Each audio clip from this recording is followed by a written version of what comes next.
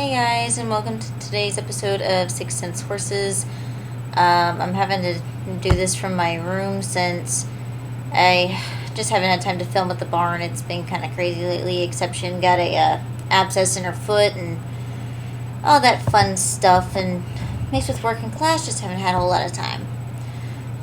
Today we are going to learn about different types of hay. Pretty much all the information I'm taking is from this book, my animal nutrition book. It's really good, has lots of information, and I don't feel like taking random stuff on the internet.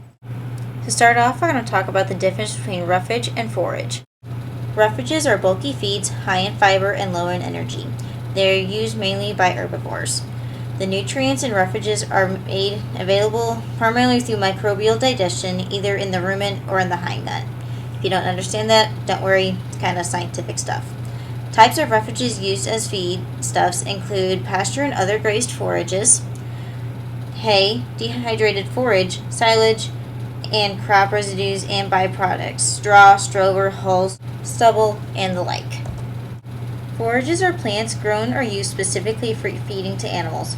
Cultivated or tame forages are mainly grasses and legumes planted for pasture, hay, or silage, whereas millions of acres of native rangelands contain wild grasses, legumes, and browse species that are used by grazing animals. The major component of forages and other fibrous feeds is cellulose, the most abundant organic compound on Earth. There are three major types of grasses: temperate or cool season, warm season, and tropical. We will start with cool season grasses, which make their most rapid growth during cool, moist seasons of the year and usually go dormant during dry, hot periods. Timothy hay is generally grown in the cool, humid regions of the United States and is a component mixture of grasses and legumes. Timothy is a bunch grass and has a characteristic cylindrical seed head and is intolerant of heavy grazing pressure. It is in low concentrations of magnesium at all stages of growth, so grass tendency is a concern. Orchard grass grows in clumps, producing an open sod, and like Timothy, it is a common component of hay and pasture mixtures in the Midwest, Northeast, and Pacific Coast states of the United States. Known as cocksfoot in Europe, orchard grass is productive but loses palatability rapidly as it matures. In areas where rainy conditions are prevalent in spring, late maturing varieties should be used for hay production. Tall fescue is an important pasture and hay species in the southeastern United States and the Pacific Northwest states.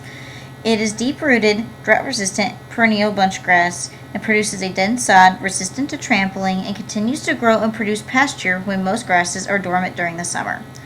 Tall fescue is somewhat unpalatable, but in contrast to most grasses, retains its palatability when mature. Because of these factors, it is one of the most valuable grass species in the areas where it is adapted. Ryegrasses are important forages in cool temperate climate areas, including much of the United States, Australia, New Zealand, Great Britain, and Western Europe. They are less winter hardy than many of the other temperate grasses and are intolerant of drought, but can survive flooding and are productive on poorly drained soils.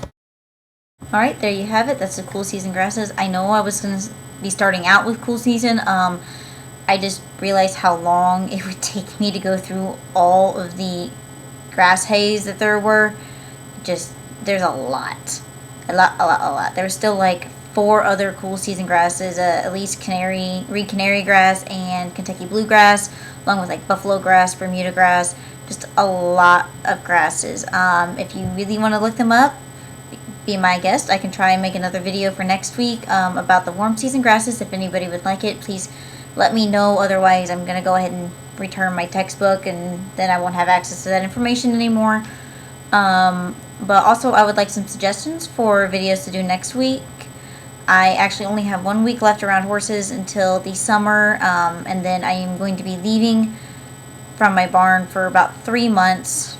Unfortunately, I will be able to do one video about getting ready for a show since I do have one coming up in 2 weeks. So any suggestions would be great. Have a good day.